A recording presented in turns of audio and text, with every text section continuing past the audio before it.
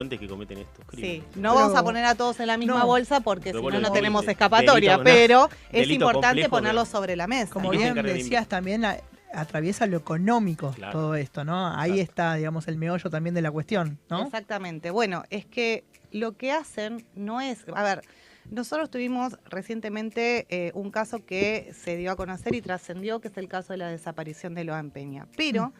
hace bastantes años más atrás, antes de que exista la ley para prevenir y sancionar el delito de trata, que se sanciona en el año 2008, ¿sí? Que ahí nos va a decir qué es la trata en definición, que si quieren ahora lo hablamos, hubo otro caso muy emblemático en nuestra sociedad, en nuestro país, que fue la desaparición de Marita Verón. Eso fue en el año 2002. En Tucumán, ¿no? Sí.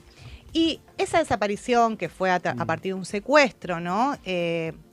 Puso en nuestra sociedad en conocimiento de que esto nos podía pasar, que esto no pasaba en otros países, que no estaba alejado, que nos podía pasar. Es muy común en la India la trata de personas. Bueno, pero en ese momento nadie problematizaba. Es más, por ejemplo, el caso de Marita nos viene a mostrar la prostitución en términos de explotación sexual, ¿no? Que no es la única, pero empezamos a desnaturalizar la prostitución en ese momento también, diciendo, bueno, esperen, o sea, no es que es el oficio, la profesión más antigua del mundo, acá pasan cosas, ¿no? Y pasan cosas malas también. Exacto. Entonces es muy importante lo que se dio socialmente en ese momento y el impacto mediático que tuvo, que logró finalmente, además de ratificar un montón de convenciones internacionales, que se sancione la primera ley para prevenir y sancionar, bueno, la primera ley que funciona y que federal, dice y que habla, sí, que de la trata de personas es un delito federal, que incorpora el delito al Código Penal. A partir de ese caso. Es de los delitos complejos encargados de investigar por la Policía Federal. Exactamente. De las Fuerzas Federales de Seguridad deberían ser, ¿no? Exacto. Porque además se presume la connivencia. Hay una división dentro de la Policía Federal que se encarga, que son de delitos complejos, que se encarga de estos tipos la división trata de personas, exactamente. Pero bueno, digo esto porque se instaló también un gran mito, ¿no? Que la trata de personas es igual a la desaparición de una persona, un secuestro y la privación ilegítima de su libertad. ¿Sí? Y la realidad es que esos son los casos de menor frecuencia podemos encontrar. Los casos más habituales es la captación a través del aprovechamiento de la vulnerabilidad de una persona. ¿Y cuál es el factor más importante en ese aprovechamiento? El factor socioeconómico, ¿no? Prometerle un trabajo, un bienestar, posibilidades de crecer económicamente. Bueno, esa es la principal forma de captación, ¿no? Y discúlpame, Daniela, cuando se cometen estos tipos de secuestros, ¿no? Y se comercializan a diferentes lugares del mundo, del globo, porque obviamente en la gran mayoría de los casos se comete el crimen o el secuestro para trasladarlo, para exportarlos a otras fronteras o a otros países del mundo. ¿Con qué fines? ¿Solamente sexuales o hay otro tipo de fines también? Bueno, a ver, la captación que puede ser a través del secuestro, en el menor de los casos, o a través de el engaño. Sí, el engaño es la modalidad más habitual, esto de ofrecerte algo. Es terrible. Bueno, ofrecerte un trabajo, ofrecerte un bienestar económico, ofrecerte ser modelo, influencer, jugador de fútbol, ¿no? En esa captación tiene que estar la intención de explotar, porque acá de lo que se trata es del rédito económico a partir de la explotación de seres humanos, por eso hablamos de esclavitud, ¿no? Entonces, ¿qué sucede? ¿Cuáles son las finalidades que hoy estipula la ley? ¿Sí? Que nosotros vamos a decir, tenemos una ley muy de avanzada, de hecho incorpora cosas, hubo modificaciones en el año 2012, e incorpora cosas que incluso no tienen, por ejemplo, las convenciones o los protocolos internacionales y que no tienen otros países.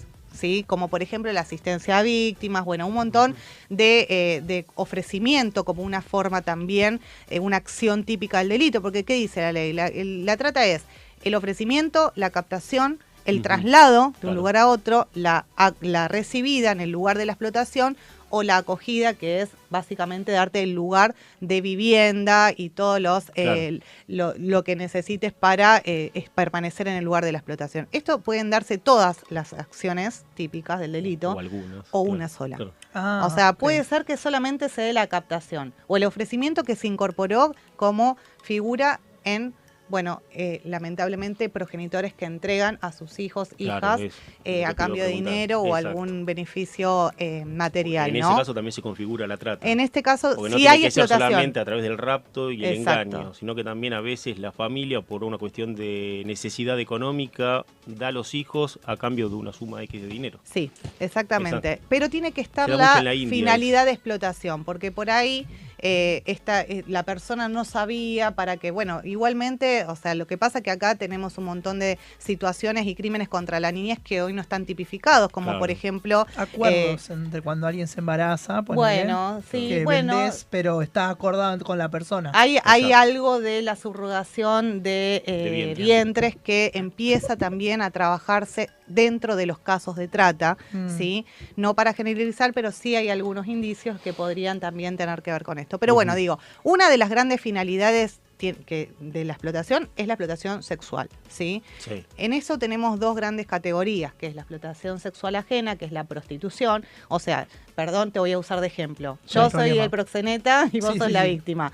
Entonces, yo cuando te capto, te engaño, incluso te puedo decir que vas a estar en un prostíbulo, pero yo me voy a aprovechar de la vulnerabilidad tuya igual, porque te voy a decir, pero vas a ganar en dólares, vas a ganar mucho dinero, entonces el engaño se configura desde otra manera, no te estoy diciendo, che, vas a ir a hacer masajes y de repente caíste en un prostíbulo. Claro, ¿sí? O sea, está al tanto la persona, pero después hay un engaño, el cual ahí ya no puede salir. Exactamente, pero ¿por qué te lo digo en estos términos? Para ser bien cruda, acá no vale en el consentimiento de ninguna víctima, sea mayor o menor de edad. No hay consentimiento que valga porque tu consentimiento, por más que digas sí, voy a ir a ese prostíbulo, está viciado. ¿Por qué? Por tu vulnerabilidad, ¿sí? Por tu necesidad de la que alguien se aprovechó y te engañó y te ofreció un montón de cosas, ¿sí? ¿Pero crees que hoy la ley está bien o todavía faltan esos grises? No, hay un montón de grises, pero es clara la ley en eso. El problema son después los jueces que no ven la trata, o sea, que no quieren verlo, ¿no?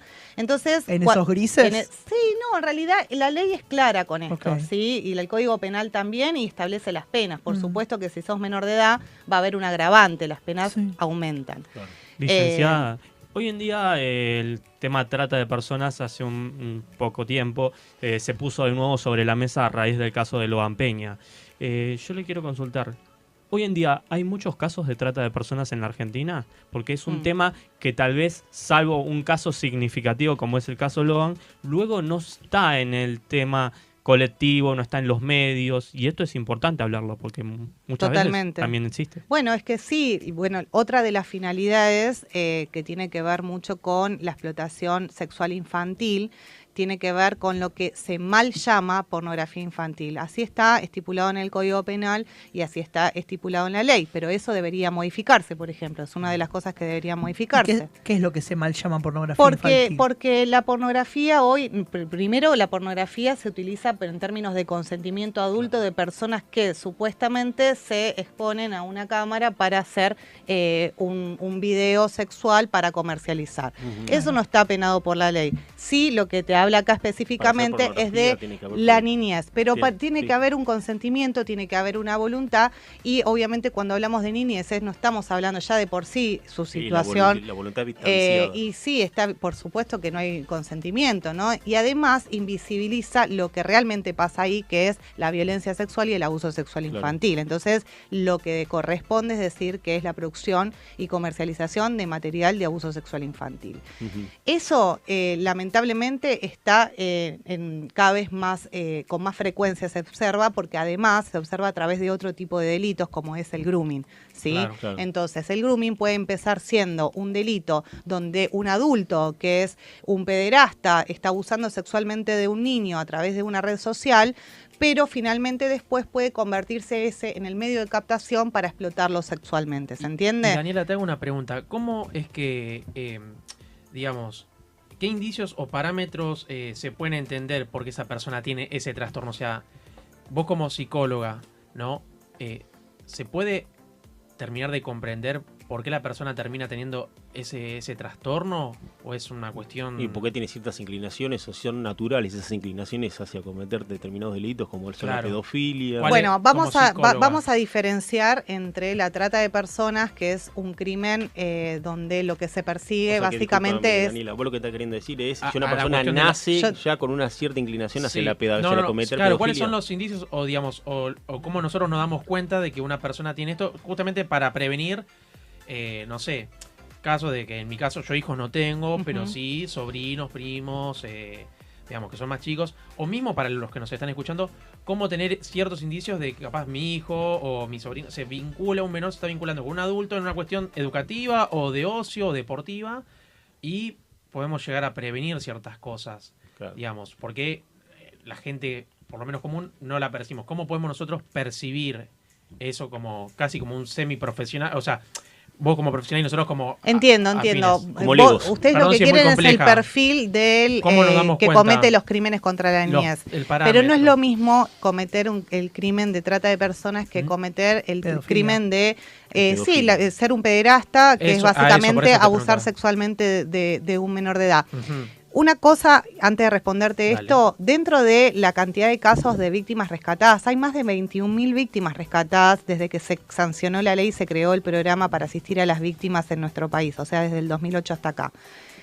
Este año se rescataron 781 víctimas desde enero hasta fines de julio aproximadamente, y no todos los casos son de trata sexual. Otra de las finalidades muy habituales y muy frecuentes en nuestro país es la explotación laboral. Eso está principalmente... ¿Qué tipo de tratas hay? ¿Cuál es la finalidad de la trata de personas? Exacto, no es solamente la sexual, claro, porque es la más conocida, pero también está la explotación laboral, que la podemos encontrar en las zonas más urbanizadas, principalmente